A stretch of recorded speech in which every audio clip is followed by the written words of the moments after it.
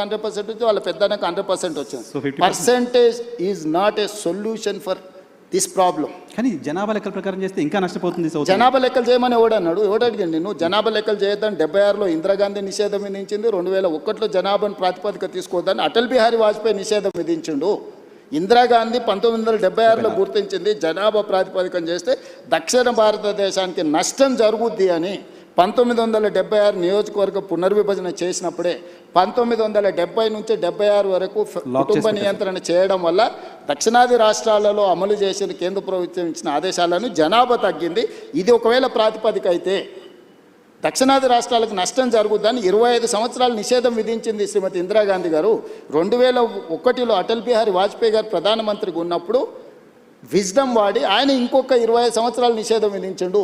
76 నుంచి 2026 వరకు 50 సంవత్సరాలు జనాభా ప్రాతిపదికన కాదు, ఆయా రాష్ట్రాలలో ఉన్న సీట్లను ఆ రాష్ట్రాల మధ్యలోనే పంచాలి, బయటికి తీసుకోవద్దని నియంత్రించరు. ఈరోజు నరేంద్ర మోడీని అదే అడుగుతున్నాం. ఇందిరాగాంధీ గారిని వాజ్పేయి గారిని ఆదర్శంగా తీసుకొని ఇంకొక 25 సంవత్సరాలు ఇదే నెంబర్ను ఈ రాష్ట్రాలలో ఉన్న దాంట్లో పెంచు.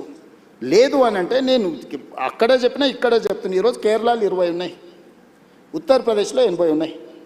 కేరళ ఉత్తరప్రదేశ్ మధ్యలో గ్యాప్ 60 ఈరోజు సీట్లు, అంతేనా? 20కి 80కి గ్యాప్ 60 కదా. 50% పెంచితే మోడీ గారు చెప్పినట్టు కేరళలో 30 అవుతాయి, ఉత్తరప్రదేశ్లో 120 అవుతాయి.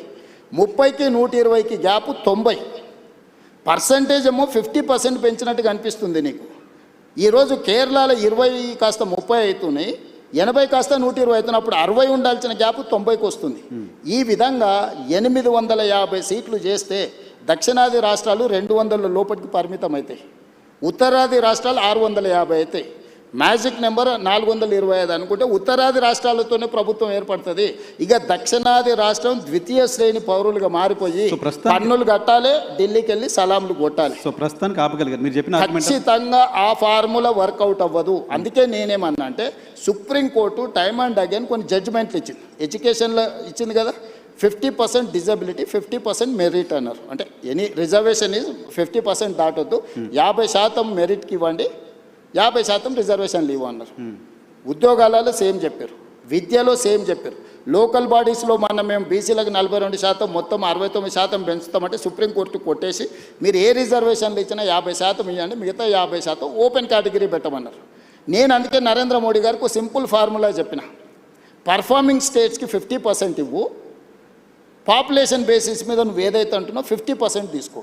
సో మేము పర్ఫామ్ చేసినాము, మేము కుటుంబ నియంత్రణ పాటించినాము, మేము ఆర్థికంగా ఈ దేశానికి ఈ ఉన్న దక్షిణాది రాష్ట్రాల్లో 40% దేశ ఎకానమీలో మనం కాంట్రిబ్యూట్ చేస్తున్నాం.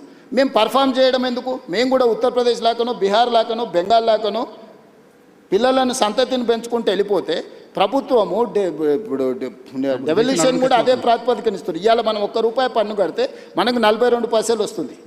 బీహార్ ₹1 కడితే పన్ను ₹6.50 పోతుంది, ఉత్తరప్రదేశ్కు ₹3.50 పోతుంది, మధ్యప్రదేశ్కు ₹2.50 పోతుంది. నేను అడుగుతున్న ఈ దేశంలో కష్టపడి సంపాదించే పన్నులు కట్టేటోనేమో నువ్వు శిక్షిస్తావు, దుబారగా తిరిగేటోడు, గాలికి తిరిగేటోడు, ఏ పని చేయనోడు, ఎందుకు గొరగానోనికి నువ్వు అడ్డగోలుగా డబ్బులు ఇచ్చుకుంటూ పోతున్నావు. ఎన్ని రోజులు భరించాలి?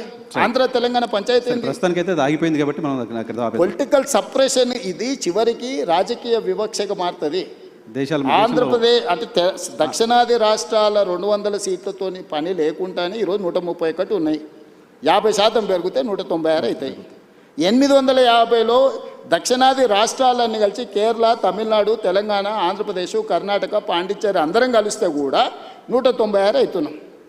850లో 190, 200 తీసేస్తే వాడికి 450 అక్కడనే వచ్చేస్తున్నాయి. తెలంగాణ అంటే ఈ దక్షిణాది దేశ రాష్ట్రాల నుంచి సింగిల్ కంట్రిబ్యూషన్ కూడా అవసరం లేకుండా ప్రభుత్వం వస్తే మంత్రి కాదు కదా, చెప్పరాసిన ఒకరు కూడా ఇయ్యాడు. రైట్ సార్, ఒక 2 క్విక్ క్వశ్చన్స్ ఉన్నాయి, టైం కూడా అయిపోతుంది, మీ టైం చాలా తీసుకున్నాను నేను. సో మహిళల పైన దాడులకు సంబంధించిన అంశంలో తెలంగాణ ప్రభుత్వం పైన చాలా విమర్శలు చేస్తున్నారు.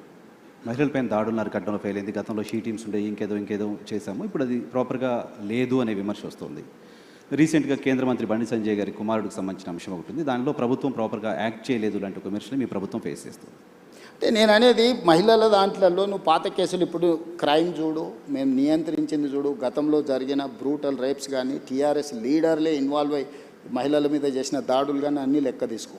ఎస్, నువ్వు అన్నది బండి సంజయ్ గారి వివాదం జరుగుతుంది. మొట్టమొదట 8th రోజు 8 తారీఖు రోజు రాత్రి 7:30 గంటల 8 గంటల ప్రాంతంలో వాళ్ళ మదర్ పేట్ బషీరాబాద్ పోలీస్ స్టేషన్కి వచ్చి ఒక ఫిర్యాదు చేసింది, మా అమ్మాయి మీద లైంగిక దాడి జరిగింది, మీరు ఫిర్యాదు చేయండి అని. వితిన్ ఏ అవర్ మేము ఫోక్సో కేసులు కట్టి తల్లి ఇచ్చిన స్టేట్మెంట్ మీద రికార్డ్ చేసినాం. ఒక కంప్లైంట్ వచ్చినాక 24 గంటల లోపల ఆ అమ్మాయి బాధితురాలి స్టేట్మెంట్ తీసుకోవాలి. ఇక్కడ ఆ అమ్మాయి మైనర్ అనేది ఎవరు ప్రూవ్ చేయాలా? ఇమ్మీడియట్గా అమ్మాయితోనే వెళ్ళి స్టేట్మెంట్ తీసుకొని సెక్షన్స్ ఆల్టర్స్ చేసినాం. 10th రోజు ప్రధానమంత్రి ఇక్కడికి వచ్చింది. మేము ఎక్కడికి వెళ్ళాలి? ప్రధానమంత్రికి 9-10 తారీఖు 10,000 మంది పోలీసులతో రక్షణ కల్పించాల్సి వచ్చింది. ప్రధానమంత్రి గారు ఒక్క ప్రోగ్రామ్ అటెండ్ కావాలి, 6 ప్రోగ్రాంలు అటెండ్ అయ్యారు. హైటెక్ సిటీ కావచ్చు, సింధు హాస్పిటల్ కావచ్చు, పవన్ కళ్యాణ్ కావచ్చు, చంద్రబాబు నాయుడు గారు కావచ్చు, బేగంపేట కావచ్చు, పరేడ్ గ్రౌండ్లో పబ్లిక్ మీటింగ్. వేలాది మంది కార్యకర్తలు వచ్చినప్పుడు సిస్టమ్ మొత్తము 4 days కంటిన్యూస్గా 10,000 పోలీసు ఈ మొత్తం కమిషనరేట్లలో అందరూ అక్కడనే డిప్లాయ్ చేయాల్సి వచ్చింది. Prime minister security. చిన్న మిస్టేక్ జరిగితే ఏం జరుగుతుందో నీకు తెలియదేముంది. అందులో హైదరాబాద్ హై సెన్సిటివ్ సిటీ. రకరకాల దేశంలో ఏ మూలన ఐఎస్ఐ దాడులు జరిగితే కూడా దాని మూలాలు అప్పుడప్పుడు హైదరాబాద్లో వెళ్తూ ఉంటాయి. సో ప్రధానమంత్రి పర్యటనను చాలా సీరియస్గా తీసుకొని 10th రోజు 11th పొద్దున్నే ఇమ్మీడియట్గా సెక్షన్స్ ఆర్డర్స్ వేసి ఇమ్మీడియట్గా వాళ్ళ ఇంటికి వెళ్ళి నోటీస్ ఇచ్చినాం. ఇప్పుడు దాంట్లో అమ్మాయి డేట్ ఆఫ్ బర్త్ ఇష్యూస్ మీద 2 రకాల ఆరోపణలు ఉన్నాయి. 2 రకాల ఆరోపణలు ఉన్నప్పుడు ఇప్పుడు బండి సంజయ్ వాళ్ళ కొడుకు కూడా పోయి పోలీస్ స్టేషన్లో అంతకంటే ముందే కంప్లైంట్ ఇచ్చిన. వాళ్ళు కంప్లైంట్ ఇచ్చిన తర్వాత 2 గంటల తర్వాత వీళ్ళు వచ్చి కంప్లైంట్ ఇచ్చారు. ఇప్పుడు అతను ఇచ్చిన కంప్లైంట్ కరీంనగర్లో ఇచ్చిండు, వీళ్ళు ఇచ్చిన కంప్లైంట్ సైబరాబాద్లో ఇచ్చిండు. కంప్లైంట్స్ను బేరీజ్ వేసుకోవడమే కాకుండా ఇప్పుడు అందులో ఉన్న ఆరోపణలని ఆ అమ్మాయి స్టేట్మెంట్ తీసుకోకుండా ఫోక్సో కేసులో పర్టికులర్గా మైనర్ గర్ల్ విషయంలో అమ్మాయి స్టేట్మెంట్ తీసుకోకుండా ముందుకు వెళ్ళడానికి లేదు. ఇమ్మీడియట్గా అమ్మాయి స్టేట్మెంట్ తీసుకొని సెక్షన్స్ ఆల్టర్స్ చేసి ఇమ్మీడియట్గా నోటీస్ ఇస్తే అతను అబ్స్కాండ్లో ఉన్నాడు. సో ఈరోజు మేము చేస్తున్న దాంట్లో చట్టబద్ధంగా ఒకవేళ అడావిడికి వెళ్ళి మేము ఇంటి మీద పడి 1,000 మంది పోలీసులను పంపిస్తే మీరేమంటారు? రాజకీయ వివక్ష. ప్రధానమంత్రి సభ విజయవంతమైనందుకు రేవంత్ రెడ్డి గారు భారతీయ జనతా పార్టీకి భయపడిపోయి బండి సంజయ్ మీద పోలీసులతో దాడులు చేయించడానికి మళ్ళీ మీరే మాట్లాడేటోళ్ళు. సో ఇప్పుడు ఎవరికి మా ప్రభుత్వంలో నేను మీకు చెప్తున్నా, అది సినిమా స్టార్లు అయినా సరే, ప్రజాప్రతినిధులైనా సరే, వాళ్ళ పిల్లలైనా సరే, ఎవ్వరికి మినహాయింపు లేదు. మీరు నన్ను చూసిండ్రు. సినిమా తారల విషయంలో ఎట్లా వ్యవహరించినా ప్రజాప్రతినిధులు డ్రగ్స్లలో దొరికితే ఏ రాష్ట్రంలోనైనా ఏ పార్టీలైనా నేను ఏ విధంగా తీసుకొచ్చినా ఇందులో కూడా ఎలాంటిది లేదు. ఇది మైనర్ గర్ల్ ఇష్యూ. మేము గట్టిగా చెప్పడానికి లేదు, ఎట్లా పడితే అట్లా వ్యవహరించడానికి లేదు. ఆ బాధిత కుటుంబానికి రాష్ట్ర ముఖ్యమంత్రిగా నేను న్యాయం చేస్తానని ఒక హామీ ఈ వేదిక నుంచి ఇవ్వగలుగుతారా సార్? నేను అనేది ఎవరైతే నేరస్తులు ఉందో 100% శిక్షించే బాధ్యత నాది. హోంశాఖనే కాదు, నేను ముఖ్యమంత్రిని. నేను పక్కడ్బందీగా ప్రణాళిక చేస్తున్నా. నేను ఒకవేళ సహాయం చేయాలనుకుంటే ఫోక్సో కేసే పెట్టాను కదా నర్సింగ్. ఫోక్సో కేసు పెట్టిన కంప్లైంట్ వచ్చిన గంటలో ఫోక్సో కేసు పెట్టిన అంటే what is my commitment? POCSO case ఎందుకు పెడతాం? ఏదో అమ్మాయి వచ్చింది, మదర్ వచ్చింది, మదర్ కంప్లైంట్తోని ఫోక్సో కేసులు పెట్టడం సీరియస్ సెక్షన్స్ పెట్టలేము. బాధితురాలి యొక్క స్టేట్మెంట్ తీసుకున్న తర్వాతనే మనం చెయ్యాలి. ఈ చట్టంలో ఉన్న నిబంధన. సో ఇప్పుడు కొన్నిసార్లు మైనర్ పిల్లలు ప్రేమించుకుంటారు. వాళ్ళ ప్రేమ విషయం తల్లిదండ్రులకు నచ్చకపోతే తల్లిదండ్రులు కొన్నిసార్లు కోపానికి వస్తారు, కొన్నిసార్లు డిఫరెంట్గా వాటి మీద ఒత్తిడి తీసుకొస్తుంటారు. ప్రభుత్వం అనేది అసర్టైన్ చేసుకోవాలి కదా. దట్టు ఒక ప్రధానమంత్రి వచ్చే ముందల వచ్చిన 2 ఫిర్యాదులు, అక్కడనేమో హానీ ట్రాప్ అని బండి సంజయ్ కుటుంబం కేసు పెట్టింది, ఇక్కడేమో మైనర్ అమ్మాయి మీద లైంగిక దాడి జరిగిందని వీళ్ళు కేసు పెట్టారు. రెండింటిని పరిశీలించడానికి పోలీసులకు కనీసం 24 గంటలని పడితే వాళ్ళు ఇచ్చింది రాత్రిపూట. ఒక ఆయన 8 తారీఖు 5 గంటలకు ఇస్తే ఇంకొకరు 8 తారీఖు 9 గంటలకు ఇచ్చారు. 9 తారీఖు నాడు ఎంబడే మేము రంగంలో దిగి పోలీసులు మొత్తం తీసుకొని మొత్తం స్టేట్మెంట్స్ రికార్డ్ చేసి సెక్షన్స్ ఆల్టర్ చేసిన 9 తారీఖు. 10 తారీఖు నాడు ప్రధానమంత్రి మొత్తం నేను పర్యటనలో ఉన్న మొత్తం వ్యవస్థ ఉంది. 11 పొద్దున్నే నేను సమీక్ష చేసి ఒక ఉమెన్ ఐపీఎస్ ఆఫీసర్ని అపాయింట్ చేసి కంప్లీట్గా డీటెయిల్ చేసి సెక్షన్స్ ఆల్టర్ చేసి బండి సంజయ్ ఇంటికే కాదు, బండి సంజయ్ బావమరిది ఇంటికి ఢిల్లీలో కూడా అందరినీ 5 పోలీస్ టీంలను ఈరోజు పంపించినాం. ఎక్కడన్నా ప్రభుత్వం కేసుని ఏమైనా డైల్యూట్ చేసిందా? ఇప్పుడు కొడుకు నేరం చేస్తే తండ్రిని అరెస్ట్ చేస్తారా? నువ్వు చెప్పు. ఇట్లాంటి కేసులలో ఇప్పుడు కొడుకు ఏదైనా తప్పు చేసిండు అంటే బండి సంజయ్ని అరెస్ట్ చేయాలా? ఏం కోరుకుంటుండ్రు? ఇప్పుడు బండి సంజయ్కి బీఆర్ఎస్ వాళ్ళకు పొసగలేదా, పొసిగిందా, ఎక్కడైనా తేడా వచ్చిందా, ఇవన్నీ నేను చెప్పలేను. కానీ ఆర్ఎస్ ప్రవీణ్ కుమార్ గారు వాలంటీర్ రిటైర్మెంట్ తీసుకున్న ఆఫీసర్, ఆయనే ఇన్వెస్టిగేటింగ్ ఆఫీసర్ అనుకుంటా. ఆయన ఐపీఎస్ కాదు, ఇప్పుడు is no more IPS officer. ఆయన రిటైర్ అయిపోయింది. ఓ గడీలకు వ్యతిరేకంగా కొట్లాడుతున్నాడు. ఇప్పుడు ఆ గడీల దగ్గరనే గులాంగిరి చేస్తున్నాడు. పోలీసులు బెదిరిస్తున్నారు బాధిత కుటుంబాన్ని. ఎవరికి అవసరం ఉందా? పోలీసు బెదిరిస్తే కేసు ఎందుకు కడతాము? ఇప్పుడు ఇది మినిమం లాజిక్. కంప్లైంట్ వచ్చినప్పుడే పోక్సో కేసు కట్టిన ప్రభుత్వం బెదిరించినట్ట, లేకపోతే బాధితురాలు పక్షాన నిలబడ్డట? ఇమ్మీడియట్గా అమ్మాయి స్టేట్మెంట్ను తీసుకొని ఆ స్టేట్మెంట్ ప్రకారం సెక్షన్స్ ఆల్టర్ చేస్తే మేము బాధితురాలు పక్షాన్ని ఉన్నట్ట, లేకపోతే అవతల పక్షాన్ని ఉన్నట్ట? ఇప్పుడు వీళ్ళ ప్రాబ్లము కేటీఆర్ గారికి, ప్రవీణ్ కుమార్ గారికి, బండి సంజయ్కి పంచాయతీ ఉండొచ్చు. ఆ పంచాయతీ రాజకీయాలలో వాళ్ళు ఏమన్నా తెలుసుకొని ఎవరినెవరైనా తిట్టుకొని ఎవరినెవరైనా కొట్టుకొని, ఇప్పుడు ఆయన ఎవరో వాళ్ళ ఎమ్మెల్యే తిట్టిండు, వాళ్ళు వచ్చి వీళ్ళని తన్నిండ్రు. ఆయన ఏమంటుండు, వాడు తిడితే నేను దాంతో నాకు గెలిచిన చదువు ఇదే అని ఆయన అంటుండు. నేనేమంటున్నా, ఎవరు ఫిర్యాదు చేసినా కూడా దానికి క్షుణ్ణంగా పరిశీలించి కేసులు కచ్చి చట్ట ప్రకారం శిక్షిస్తా అంటున్నా. ఇన్ని రోజులు బీఆర్ఎస్ వాళ్ళు ఏమన్నారు, మన బీజేపీ వాళ్ళు ఏమన్నారు, రేవంత్ రెడ్డి కేటీఆర్ను కేసీఆర్ను జైల్లో పెడతలేడు, వీళ్ళిద్దరు కుమ్ముక్కైనరు అన్నారు. ఇప్పుడు బీఆర్ఎస్ వాళ్ళు ఏమంటున్నారు, రేవంత్ రెడ్డి బీజేపీ వాళ్ళు కుమ్ముక్కైనరు, బండి సంజయ్ని జైల్లో పెడతలేడు. ఇప్పుడు కేటీఆర్కి సంబంధించిన కేసులు ఉంటే పద్ధతి ప్రకారం విచారణ ఛార్జ్షీట్లు ఫ్లైన్ చేసినాం. ఏసీబీ ఇప్పుడు నోటీస్ ఇచ్చింది కదా. నేను ఎవరి పట్ల, బీఆర్ఎస్ అయినా, బీజేపీ అయినా, ఎంఐఎం అయినా, ఇంకో రాజకీయ పార్టీ ఏదైనా, నా పార్టీలో ఉన్న వాళ్ళనైనా చట్ట ప్రకారం విచారణ చేసి, ఇది పిల్లల భవిష్యత్తుకు సంబంధించింది. వైఎన్ఆర్ నేను క్లియర్గా చెప్తాను, ఇది పిల్లలకు భవిష్యత్తుకు సంబంధించింది.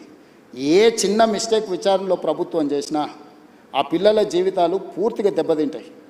అది అమ్మాయి కావచ్చు, అబ్బాయి కావచ్చు. ఇప్పుడు ఆ అమ్మాయికి సంబంధించి 2 డేట్ ఆఫ్ బర్త్లు 2 సర్టిఫికెట్లు ఉన్నాయని వాళ్ళకు ఫిర్యాదు చేశారు.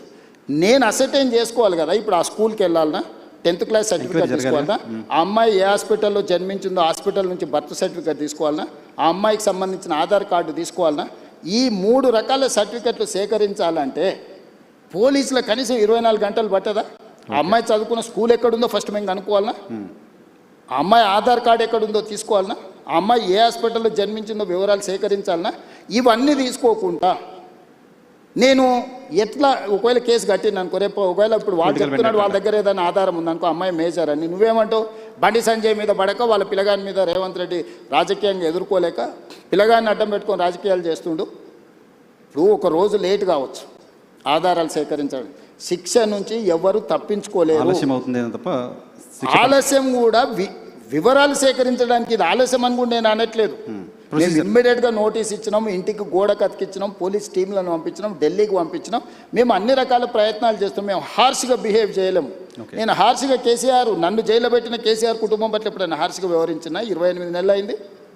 నువ్వు ఎట్లా ఎక్స్పెక్ట్ చేస్తున్నావు? కేటీఆర్కు బండి సంజయ్ మీద కోపం ఉండొచ్చు, అదే పార్టీలో వాళ్ళకి ఎవరైనా మిత్రులు ఉండొచ్చు, బీజేపీలో.